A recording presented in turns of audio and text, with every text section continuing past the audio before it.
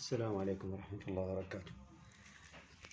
شباب، هاي ثلاجة مودينها المصلح، مبدلها هذا ضغط الينوكس، ويقول ورا فترة تبريد خف عندي وراح وانتهى. جبته ثاني مرة قال لي ما بيها شيء، يقول اشتغلت وراح نفس الحالة، يقول راح نفس الحالة، يعني التبريد اختفى عنده. لو تلاحظون شباب اللحام مالته جدا ممتاز، يعني الرجل بس يصير اخطاء، يعني هو متعارك وياه وما منطي طبعا ما 125 وما منطي ضمان بالماطور، المفروض هذا ضمانه سنة.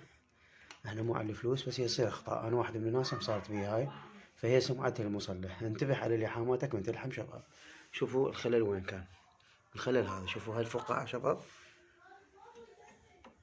هاي الفقاعة لحامه جدا ممتاز مثل تلاحظون، لكن اكو خبث لحام لو تلاحظون. طبعوها بس ظهرناها لو تلاحظون، هذا اكو خبث لحام هنا.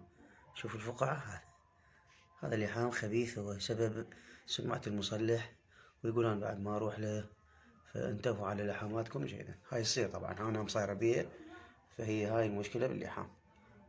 هاي الشغلة سهلة ان شاء الله، راح نعالجها، نلحمه وسحب فاكيوم وتنتهي المشكلة ان شاء الله.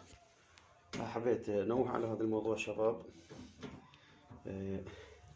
انتبهوا على لحاماتكم وتلحموا. تحياتكم.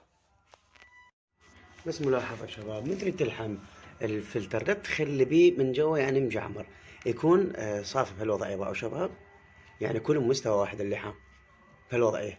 شلون عود الثقاب، شلون من تلحم هذا يكون بهالوضعية، لا تخلي بيه مجعمر منه او منه، يعني منه ومنه هو صافي، بعد هاي المداره هو صافي، حتى ما يكون تسريب ولا عندك مشكلة.